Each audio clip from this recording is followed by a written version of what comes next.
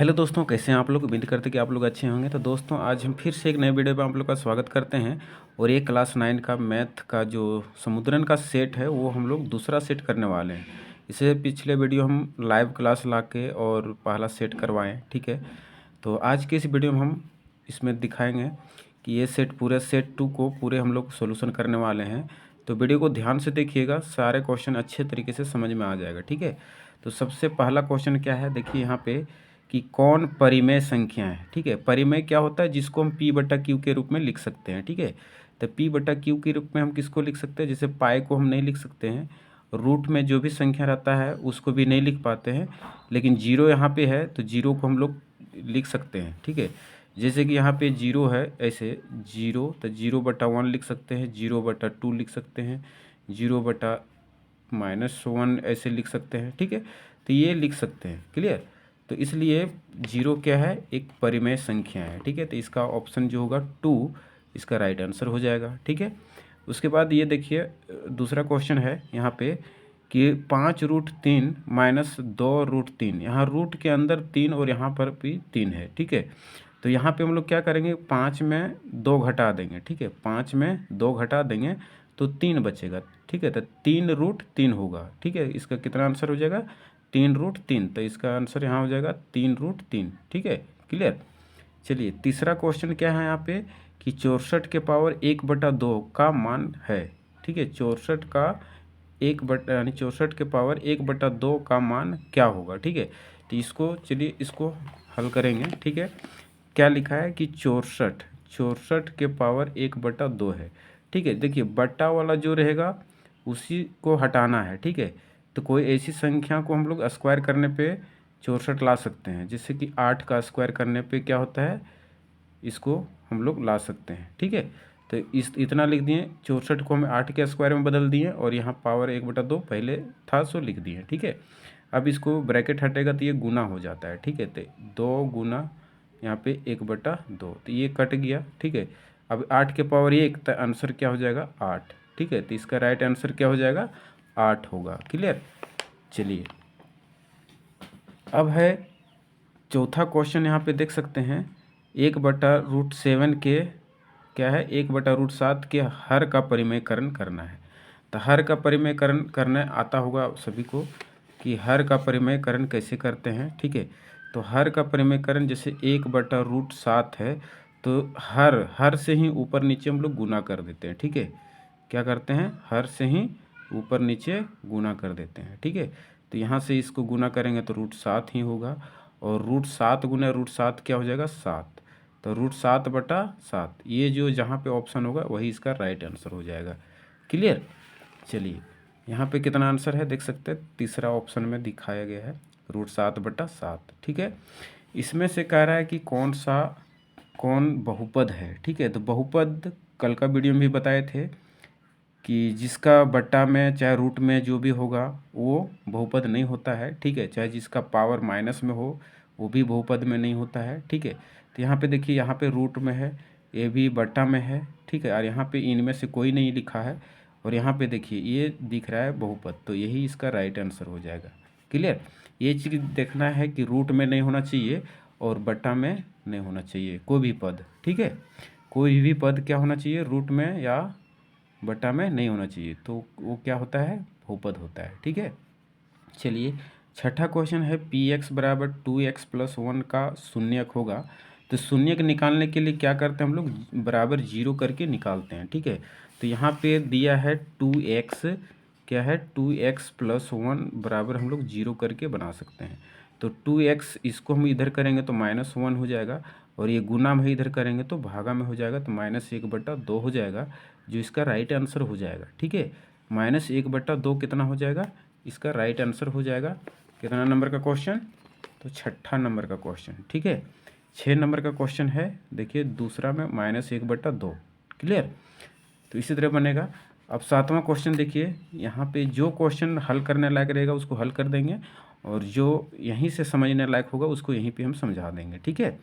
यहाँ पे कह रहा है कि 2 - x² + x³ में x² का गुणांक, गुणांक मतलब x² के साथ क्या गुना है, ठीक है। तो यहाँ पे देख सकते हैं, यहाँ पे कुछ नहीं तो 1 ले सकते हैं, 1 और माइनस, इसमें इसके आगे माइनस लगा हुआ है तो -1 हम इसको कर सकते हैं, ठीक है। तो यहाँ पे क्या है, -1 है, ठीक है। तो इसका राइट आंसर हो जाएगा 3 ऑप्शन में -1, ठीक है। चलिए इसका देखते हैं। 12x² - 7x + 1 का गुणनखंड है। तो गुणनखंड तो बनाना पड़ेगा, ठीक है। गुणनखंड 12x² - 7x क्या है, 12x² - 7x + 1 है। यही क्वेश्चन है, एक बार और देख लीजिए। 12x² - 7x + 1, ठीक है। चलिए इसको हम लोग क्या करेंगे, गुणनखंड सभी को आता होगा या नहीं आता होगा तो ये समझ लीजिए कि ये और ये शुरू और अंत वाला गुना करते हैं तो 12x² लिखते हैं, ठीक है। अब इसको बीच वाले को ऐसे तोड़ेंगे कि जोड़ने घटाने पे -7 आना चाहिए, -7x, और वही दोनों संख्या को गुना करने पे 12x² आना चाहिए, ठीक है। तो इसको दो संख्याओं में तोड़ना है, ठीक है। तो इसको तोड़ दीजिए, जैसे कि मान लीजिए यहाँ 2 से करेंगे तो यहाँ पे हो जाएगा 6, यहाँ पे 2 से 3, तो देखिए 2 दूना 4 और 3, ये 4 और 3 लेके इसको बना सकते हैं। 4 3 7 भी होता है, 4 3 12 भी होता है, ठीक है। तो यहाँ पे हम लोग इसको 12x² माइनस यहाँ लिखेंगे 4x और माइनस यहाँ लिखेंगे 3x, ठीक है। तो माइनस माइनस में इसलिए लिखें क्योंकि माइनस माइनस जुड़ता है, ठीक है। तो -7x प्लस वहाँ 1 हो गया। अब यहाँ इतना और इतना में क्या होता है, कॉमन लेते हैं। तो यहाँ पे हम कॉमन ले सकते हैं, क्या चीज़ कॉमन लेंगे, यहाँ पे कॉमन जाएगा 4x, ठीक है। 4x कॉमन जाएगा तो यहाँ पे 3x बचेगा -1, ठीक है। अब यहाँ है क्या, देख सकते हैं यहाँ पे हम लोग यदि माइनस से कॉमन लेंगे तो यहाँ पे फिर प्लस आ सकता है, ठीक है। तो यहाँ प्लस में क्या है, 2 को माइनस रहता है, तो माइनस कॉमन ले लेंगे तो माइनस बचेगा, ठीक है। तो 3x, यहाँ पे -1 ले लेते कॉमन, x -1, ठीक है। तो 4x -1 एक साथ लिख देंगे, ये और ये दोनों में से एक 3x -1, ठीक है। तो ये ऑप्शन कहाँ पे है देख सकते हैं, 4x -1 और 3x -1, ठीक है। एक चीज़ देखना है, 3x -1 देख सकते हैं और 4x -1, तो ये राइट आंसर इसका हो गया। क्लियर, यहाँ तक सभी को क्लियर हो गया होगा, उम्मीद करते हैं, ठीक है। अब देखिए यहाँ पे क्या है, 9 क्वेश्चन जो है लिखा है, बिंदु 2 और 3 का x अक्ष से दूरी है। देखिए इसमें जब भी x अक्ष कहेगा तो y के जगह पे y बिंदु को लेना है, और y अक्ष कहेगा तो x बिंदु को लेना है, ठीक है। जिससे यहाँ x अक्ष का दूरी कितना हो जाएगा, तो 3 हो जाएगा, ठीक है। अगर y अक्ष कहता तो 2 हो जाता है, ठीक है। तो इसका राइट आंसर 3 यहाँ पे दिया है ऑप्शन 2 में, ठीक है। चलिए इसका भी देखिए, यहाँ पे 10 का कि निर्देशांक -3 4 का कोटि है, ठीक है। कोटि मतलब वाई एच को कोटि कहते हैं, ठीक है। कोटि किसको कहते हैं, वाई एच को। तो वाई देखिए यहाँ ये एक्स होता है, ये वाई होता है, ये क्या होता है एक्स और ये वाई, तो वाई एच में कितना है 4, तो कोटि यही हो गया 4, ठीक है। नेक्स्ट है 11 का कि बिंदु 0 - 7 कार्तीय तल में कहाँ स्थित है, ठीक है। तो ये देखिए 0, जैसे कि 0 तो एक्स एच में 0 ही रहेगा, 0 की जगह पे, ठीक है। और वाई के 7 में रहेगा, तो यहाँ पे ऐसे चिन्ह समझ सकते हैं कि मान लीजिए ये ग्राफ है और यहाँ पे 0 है, ठीक है। और यहाँ पे मान लीजिए 7, तो यहाँ पे -7 यहाँ पे दिया है, तो ये और ये यहीं पे है, तो ये वाई एच हो गया, ठीक है। तो यहाँ पे इसका आंसर क्या हो जाएगा, वाई एच हो जाएगा। क्लियर, तो इसका देख सकते हैं यहाँ पे 11 नंबर का YH 4 नंबर का ऑप्शन होगा, ठीक है। नेक्स्ट क्वेश्चन है 12 नंबर का, देख सकते हैं कि यदि x बराबर 1 है और y बराबर 2 है तो रैखिक समीकरण 3x + 2y बराबर k का एक हल है, तो k का मान क्या होगा, ठीक है। तो देखिए x का वैल्यू और y का वैल्यू यदि इस समीकरण में बैठा देंगे तो आसानी से वो आ जाएगा, ठीक है। तो यहीं पे बना सकते हैं कि x का वैल्यू हम यहाँ पे लेते हैं, तो 3 यानी 3 कहीं 3 हो जाएगा, और यहाँ पे 2 2 दूना 4, तो 4 3 7, कितना हो जाएगा 4 3 7, देख सकते हैं यहाँ पे बना देंगे। कितना क्वेश्चन, यहाँ पे क्वेश्चन है आपका, क्वेश्चन नंबर आपका 12 का, यदि 3x है प्लस 2y बराबर k है, ठीक है। यदि 3x का वैल्यू 1 है प्लस y का वैल्यू 2 है तो बराबर k, ठीक है। तो यहाँ पे हो गया 3 प्लस ये हो गया 4 बराबर के। तो 4 3 7 बराबर के। तो के का वैल्यू कितना आया 7। ठीक है, तो इसका राइट आंसर 7 हो जाएगा। क्लियर। देखिए यहाँ पे 7 नंबर, यहाँ पे 7 है कितना ऑप्शन 1 में। ठीक है, अब देखिए यहाँ पे एक्स एच का समीकरण क्या होगा। तो एक्स एच का समीकरण हमेशा 0, एक्स का वैल्यू कितना होना चाहिए 0। अगर वाई एच का समीकरण कहेगा तो वाई 0। ठीक है, तो ये चीज़ याद रखना है। क्लियर।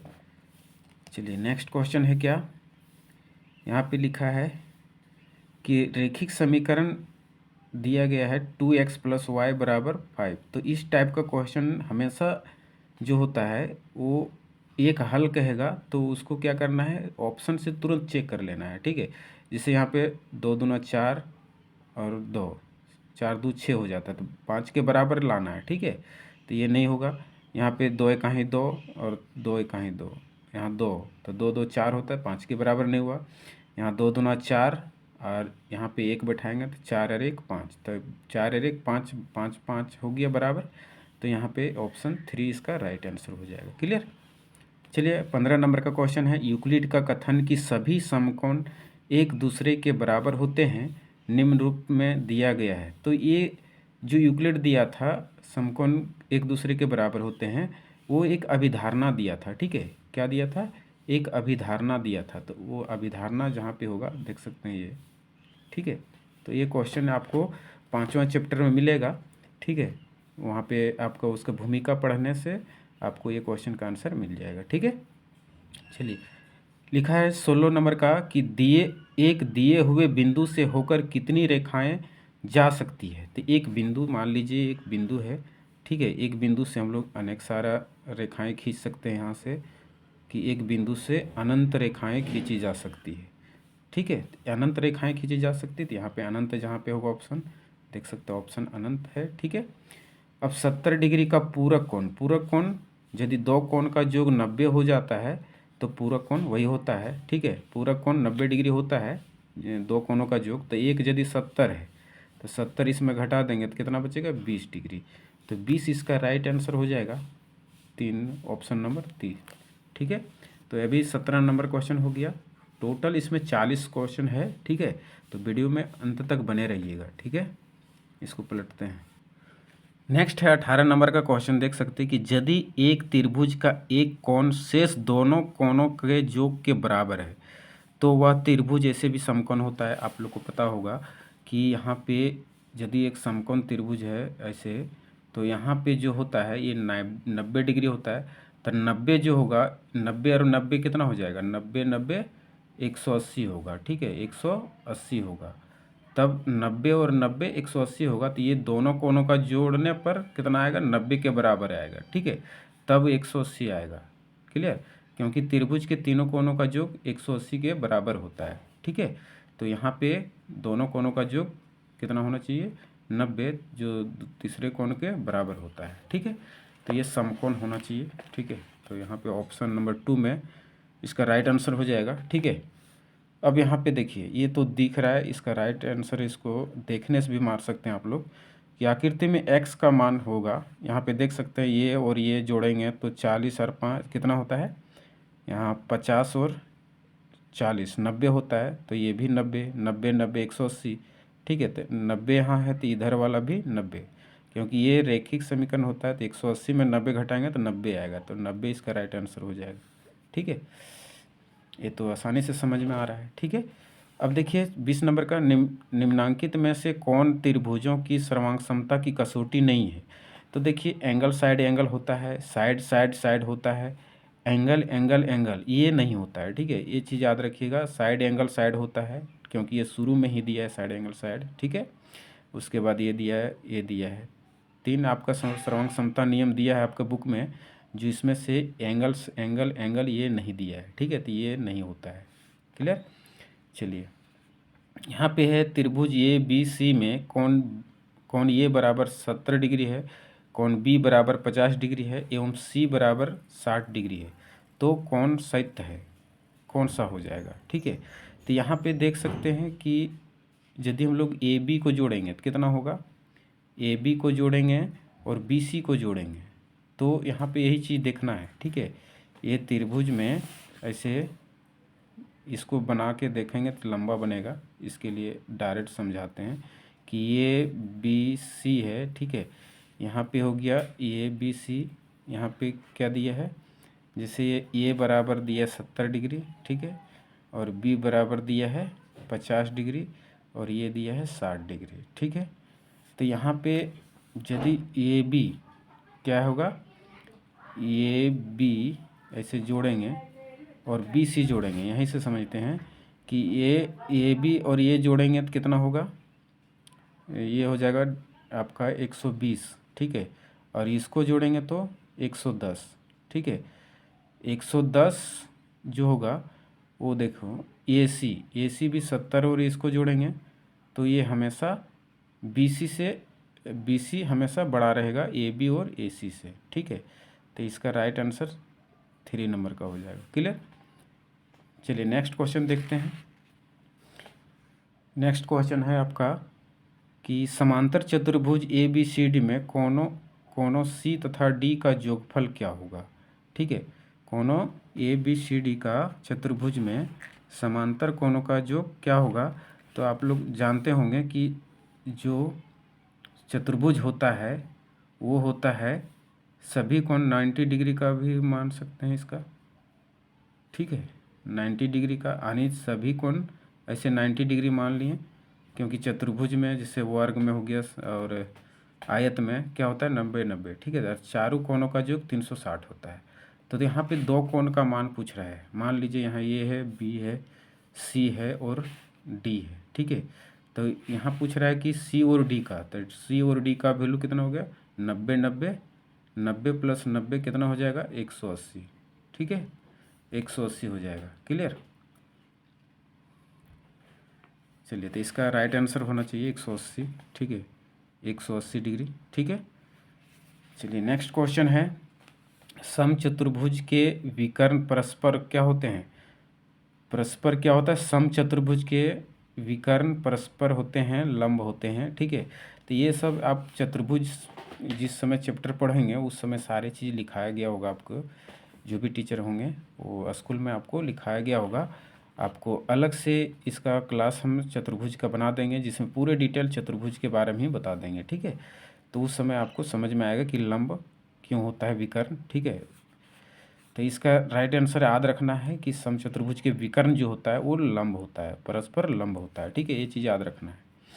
चलिए तो 24 नंबर क्वेश्चन है एक समांतर चतुर्भुज का परिमाप 22 सेंटीमीटर है, यदि बड़ी भुजा की माप 6 सेंटीमीटर है तो छोटी भुजा का माप होगा। तो समांतर चतुर्भुज मान लीजिए ऐसे समांतर चतुर्भुज है, ठीक है, ऐसे, तो ये छोटी भुजा है, ठीक है। तो इसमें मान लीजिए बड़ी भुजा, इसको मान लेते हैं कि बड़ी भुजा जो है वो 6.5 सेंटीमीटर है, ठीक है। ये भी 6.5 सेंटीमीटर है, ठीक है। और इसको हम लोग x मानते हैं, ये और ये समान होता है, एक दूसरे के बराबर होता है समांतर चतुर्भुज में, ठीक है। तो यहाँ पे हम लोग जोड़ देंगे कि x + x प्लस यहाँ पे होगा, इसको जोड़ेंगे तो हो जाएगा 6 6 12, 13 और डायरेक्ट लिखते हैं बराबर, इसका जो आंसर दिया है कितना दिया है परिमाप 22 सेंटीमीटर, ठीक है। तो 22 यहाँ पे लिखते हैं। यहाँ पे हो गया आपका 2x और ये इधर लाके घटा देंगे यानी 22 - 13, तो 2x बराबर यहाँ घटेगा तो कितना बचेगा 9, कितना बचेगा 9 बचेगा, ठीक है, 9 बचेगा। यहाँ पे वही बच रहा है ना, देख सकते हैं 13 में यानी 12 में 3 जाएगा, 9 3 12, तो 9 बचाएगा, ठीक है। तो x बराबर यहाँ पे 9/2 होगा और इसको काटेंगे तो 4.5 आएगा, ठीक है। इतना सेंटीमीटर आएगा, इसका सेंटीमीटर इतना आंसर हो गया। तो इसका ऑप्शन किस में है, 2 नंबर में देख सकते हैं 4.5 सेंटीमीटर है। क्लियर। चलिए उम्मीद करते समझ में आता होगा आप लोग को। नेक्स्ट क्वेश्चन है कि 25 नंबर का एक चतुर्भुज के भुजाओं के मध्य बिंदुओं को क्रमशः मिलाने पर चतुर्भुज बनता है, ठीक है, चतुर्भुज बनता है। तो मध्य भुजाओं के क्या लिखा है, एक चतुर्भुज के भुजाओं के मध्य एक चतुर्भुज, यहाँ पे एक चतुर्भुज बना लीजिए। मान लीजिए चतुर्भुज है, यहाँ पे एक मध्य बिंदु ले लेते हैं, यहाँ पर भी मध्य बिंदु ले लेते हैं, यहाँ पर भी मध्य बिंदु और यहाँ पर भी मध्य। तो इसको यदि हम लोग मिला देते हैं, यहाँ पर मिला देते हैं तो क्या बनता है आपका, ये भी एक चतुर्भुज बनता है। ठीक है, कैसा बनता है, समांतर चतुर्भुज ही बनता है। तो यहाँ पे ऑप्शन में कितना है, 4 नंबर, यानी समांतर चतुर्भुज बनता है। ठीक है, तो ये वही कह रहा है कि एक चतुर्भुज के भुजाओं के मध्य, तो मध्य यहाँ लिए ये और ये इसके बीच वाला। ठीक है, तो सभी बिंदुओं को मिलाने पे एक समांतर चतुर्भुज निर्माण होता है। ठीक है, अर्धवृत्त का कोण होता है, कैसा होता है, तो समकोण होता है, ये चीज़ याद रखना है। ठीक है, अर्धवृत्त का कोण कैसा होता है, तो समकोण होता है। ठीक है, ये चीज़ देखिए, ये क्वेश्चन, इस टाइप का क्वेश्चन बच्चे ज़्यादा फंसते हैं। तो देखिए आकृति में BC वृत्त का व्यास है। ठीक है, ये BC जो है वृत्त का व्यास है। ठीक है, और तथा BAO यानी BAO यहाँ पे BAO यहाँ पे दिया है पूरा, यहाँ से यहाँ तक 60 डिग्री। ठीक है, और यहाँ पे पूछ रहा है कौन सा को, यहाँ पे ADC मतलब ये कौन पूछ रहा है। तो यहाँ पे अगर हम फिगर बना दें तो ऐसे बनेगा, इसका ऐसे बनेगा। ठीक है, ऐसे ये पार हुआ है। ठीक है, ऐसे, और यहाँ से ये इसके समांतर खींचा गया है। ठीक है, ऐसे ऐसे मिला दिया गया है इसको। ठीक है, तो देखिए यहाँ पे ये पूरे से कितना है, 60 डिग्री। तो इसका जो एकांतर, ये जो है, ये मान लीजिए समांतर रेखा होगी ये, और ये क्या हो गया, समांतर रेखा हो जाएगा। तो ये इसको क्या कर सकते हैं, तिर्यक रेखा कर सकते हैं। तो ये जो होगा इसका एकांतर कोण हो जाएगा। ठीक है, तो एकांतर, ये यदि 60 है तो ये भी 60 ही होगा। क्लियर, तो यहाँ पे देख सकते हैं कितना है, 60 डिग्री। ठीक है, तो तीसरा ऑप्शन है राइट आंसर। ठीक है, चलिए, ये क्वेश्चन पिछले वीडियो में भी इस टाइप का क्वेश्चन आया था। ठीक है, तो लिखा आकृति में AOB बराबर 60 डिग्री है, तो ACB, तो देखिए यहाँ पे जो कोण रहेगा इस कोण से डबल रहता है। ठीक है, यानी इस कोण से ये आधा रहता है, इस कोण से ये आधा रहता है, ये याद रखना है। ये कोण जितना रहता है उससे आधा यहाँ पे होता है। जैसे ये 60 है तो 30 होगा, यहाँ 50 रहेगा तो 25 रहेगा। ठीक है, यहाँ पे 30 रहेगा तो यहाँ 15 रहेगा। ठीक है, तो ये चीज़ याद रखना है। ये 60 डिग्री है तो यहाँ पे कितना हो जाएगा, 30 डिग्री। क्लियर, तो यहाँ पे ऑप्शन 30 कितना है, 3 नंबर में। ठीक है, तो ये राइट आंसर हो जाएगा। चलिए 29 नंबर क्वेश्चन है, त्रिभुज के तीनों कोणों का अनुपात दिया है 1:3:5। तो इसको डायरेक्ट क्या करना है, तुरंत इसको x में बदल देना है। ठीक है, कैसे बदलना है, x में बदलना है। इसको x में बदलेंगे कैसे, कि हम लोग 1 है तो एक x ही होगा, 3 है तो प्लस करते जाएंगे। हम डायरेक्ट बना दे रहे हैं। ठीक है, ताकि समझ में आ जाए। ये x हो गया 3x प्लस ये 5x। अब त्रिभुज का नियम होता है कि तीनों कोणों का योग 180 होता है, तो 180 बराबर लिख दिए। ठीक है, ये सभी कोण हम मान लिए थे कि 3x है, x है और 5x है। ठीक है, 5 3 8, 1 9 हो जाएगा, 9x यहाँ पे बराबर 180। ठीक है, और यहाँ पे कह रहा है x बराबर, यहाँ पे ले जाएंगे तो 180 को हम लोग 9 से भागा दे देंगे, 9 दूना 18 यानी 20 इसका x का वैल्यू आएगा 20। कह रहा है सबसे बड़ा, यहाँ पे क्वेश्चन कह रहा है कि सबसे बड़े कोण का मान क्या होगा। तो सबसे बड़े कोण 5 है तो 5x, तो 5x है तो 5 गुना 20 कर देंगे तो 20 बचे 100। इसका राइट आंसर कितना होगा, 100। ठीक है, तो 100 देखिए ऑप्शन में है, चार ऑप्शन में। ठीक है, चलिए अब है यहाँ पे देखिए, एक समबाहु त्रिभुज का परिमाप 30 सेंटीमीटर है, तो त्रिभुज की एक भुजा होगी। ठीक है, तो देखिए समबाहु जो होता है वो सभी भुजाएं बराबर होता है। ठीक है, यहाँ पे ऐसे समबाहु जो होता है वो सभी भुजाएं क्या होती है, बराबर होती है। तो मान लीजिए इसको x, तो ये भी x और ये भी x। ठीक है, तो इसका परिमाप क्या हो जाएगा, x plus x plus x. ठीक है, परिमाप क्या हो गया, x plus x plus x, और यहाँ पे परिमाप दिया है 30 सेंटीमीटर, तो बराबर हो जाएगा यहाँ पे 30, क्योंकि ये परिमाप है। तो परिमाप क्वेश्चन में कितना दिया है, 30। ठीक है, तो 3x बराबर हो जाएगा 36 और x बराबर निकालेंगे 30 बटा ये गुना में भागम कर दीजिए तो 10 तिया 30 यानी 10 आएगा, x का वैल्यू 10। ठीक है, तो एक भुजा कितना आ रहा है 10। ठीक है, कितना आ रहा है 10 सेंटीमीटर। तो यहाँ पे देखिए 10 सेंटीमीटर ऑप्शन में है। ठीक है, पहला ही ऑप्शन में है तो 10 सेंटीमीटर इसका राइट आंसर हो जाएगा। क्लियर, तो उम्मीद करते हैं समझ में आता होगा क्वेश्चन। ठीक है, चलिए इस पेज को पढ़ते हैं थोड़ा। अब 31 नंबर का क्वेश्चन देख सकते हैं कि उस समबाहु त्रिभुज का क्षेत्रफल क्या होगा जिसकी प्रत्येक भुजा 6 सेंटीमीटर है। तो समबाहु त्रिभुज का क्षेत्रफल जो होता है वो होता है, लिख देते हैं फॉर्मूला कि समबाहु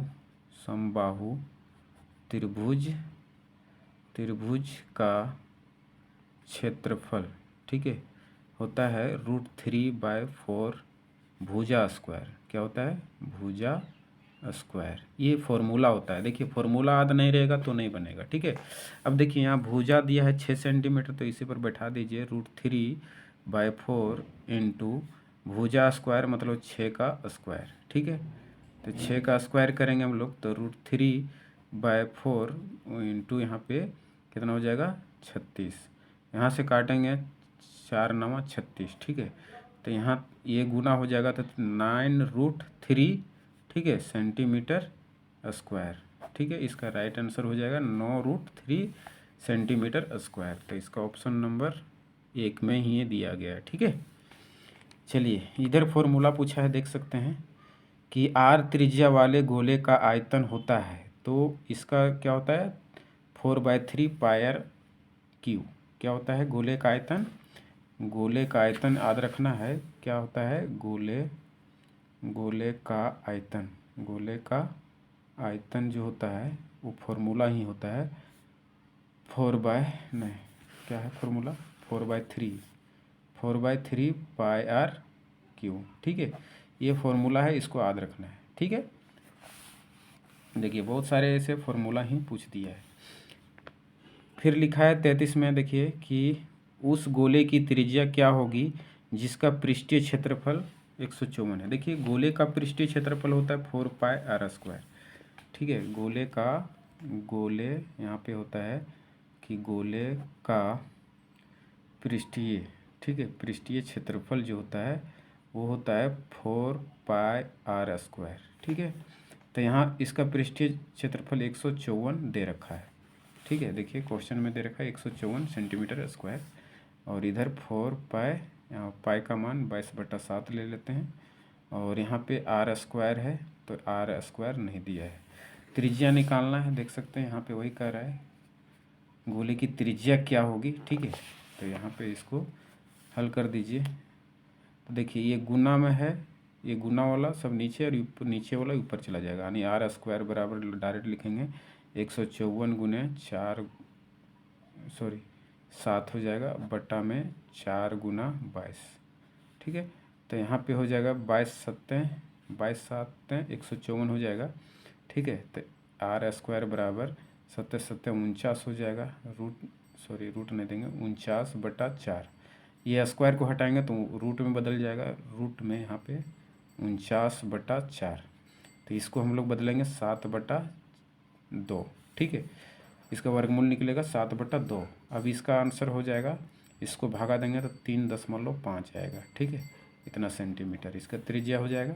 क्लियर, कल भी ये क्वेश्चन आया था पहला सेट में। ठीक है, चलिए तो इस तरह से आपका 3.5 इसका राइट आंसर हो जाएगा। ठीक है, अब देखिए यहाँ पे फिर से दिया है एक शंकु की तिर्यक ऊंचाई 10 सेंटीमीटर तथा आधार की त्रिज्या 7 सेंटीमीटर है, तो शंकु का वक्र पृष्ठीय क्षेत्रफल होगा। वक्र पृष्ठीय क्षेत्रफल फॉर्मूला क्या होता है आप लोग को याद होगा, क्या होता है πr/l शंकु का। ठीक है, तो यहाँ पे 22/7 लिखिए, r का वैल्यू कितना दिया है, r का वैल्यू 7 दिया है, और यहाँ पे l का वैल्यू तिर्यक ऊंचाई दिया है 10। ठीक है, तो यहाँ पे 10 लिखिए, 7 से 7 काटिए तो यहाँ 22 दे हैं 220, इसका राइट आंसर हो जाएगा। ठीक है, तो 22 सेंटीमीटर स्क्वायर में होगा। ठीक है, क्षेत्रफल हमेशा स्क्वायर में होता है, ये चीज़ याद रखना है ना, ऑप्शन से आप लोग गड़बड़ से मार दीजिएगा। ठीक है, तो यहाँ पे ये तो गलत दिया हुआ है, देख सकते हैं यहाँ पे 374 दे रखा है और 220 सेंटीमीटर स्क्वायर। ऑप्शन में ये कैसे हो जाएगा? फॉर्मूला तो होता है पाई आर एल, तो गलत दिया है शायद ऑप्शन में। ओह, 22/7 ठीक तो लिखे हैं, आर 220, यहाँ पे गलती हो रहा है। तो शायद इसमें ऑप्शन में गलत आंसर दिया, आंसर होना चाहिए 220 इसका। ठीक है, पाई आर एल इसका फॉर्मूला होता है शंकु का वक्र पृष्ठीय क्षेत्रफल। ठीक है, चलिए नेक्स्ट क्वेश्चन देखते हैं। नेक्स्ट क्वेश्चन है, एक गोले का पृष्ठीय क्षेत्रफल इतना दिया है तो गोले की त्रिज्या क्या होगा?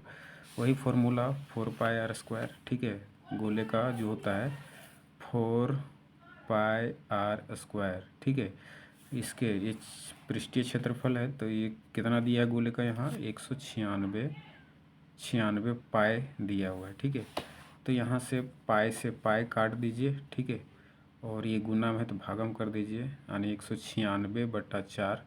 अब 4 से काटिएगा इसको तो कितना बार में कटेगा? तो 4 चौक 16 कटा, 4 9 36। ठीक है, r² बराबर 49 आया। अब ये स्क्वायर को इधर करेंगे तो रूट में बदल जाएगा 49, तो इसका आंसर हो जाएगा 7 सेंटीमीटर। ठीक है, तो त्रिज्या इसका 7 सेंटीमीटर आना चाहिए। यहाँ पे देखिए ऑप्शन 1 में दिया है। ठीक है, नेक्स्ट है 36 क्वेश्चन, देख सकते हैं 36 नंबर का, कि गणित की परीक्षा में 5 विद्यार्थियों द्वारा प्राप्त अंक दिया गया है। ठीक है, तो परिसर क्या होता है कि जो भी डाटा दिया रहेगा वो बड़ा में छोटा घटा देना है। ठीक है, तो परिसर बराबर हम लोग बड़ा में छोटा घटा देंगे। ठीक है, जैसे कि यहाँ पे बड़ा सबसे 95 दिया गया है। ठीक है, माइनस कर देंगे, यहाँ पे सबसे छोटा है 25।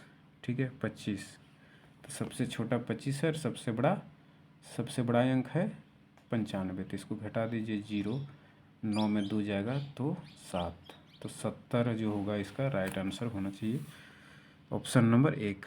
ठीक है, चलिए 37 नंबर का बारंबारता देखिए, तो बारंबारता 9 का मिलान चिन्ह क्या होगा? 9 का देखिए यहाँ पे 1 2 3 4 1 5 5 और इधर 4 4 5 9 होगा, तो यही पहला नंबर का ऑप्शन सही हो जाएगा। ठीक है, फिर है 38 नंबर के वर्ग अंतराल 10 20 का वर्ग चिन्ह क्या होगा? तो वर्ग चिन्ह का फॉर्मूला होता है दोनों को जोड़ के आधा कर देना।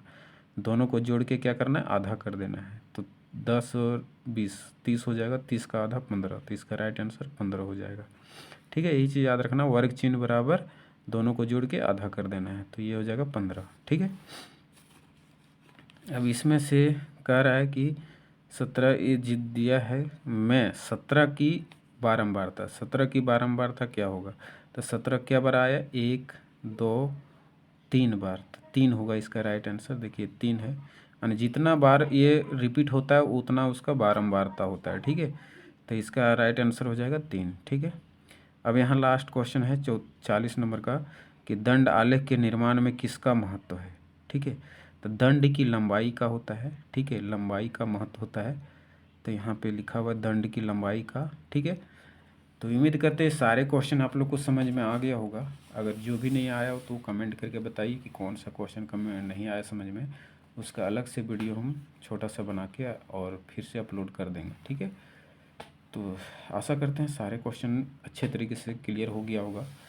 नेक्स्ट वीडियो में आपको सेट 3 जो है ये, ठीक है, सेट 3 को हम लोग करेंगे नेक्स्ट वीडियो में। ठीक है, देख सकते हैं ये क्वेश्चन दिखाया गया है, पहले दिखा दे रहे हैं। ठीक है, तो सारे क्वेश्चन आप नोट करते जाइएगा। ठीक है, और एक बार प्रैक्टिस कर लीजिए ताकि एग्ज़ाम में आप अच्छे तरीके से एग्ज़ाम में कर सकें। ठीक है, चलिए नेक्स्ट वीडियो में आप लोग से मिलते हैं।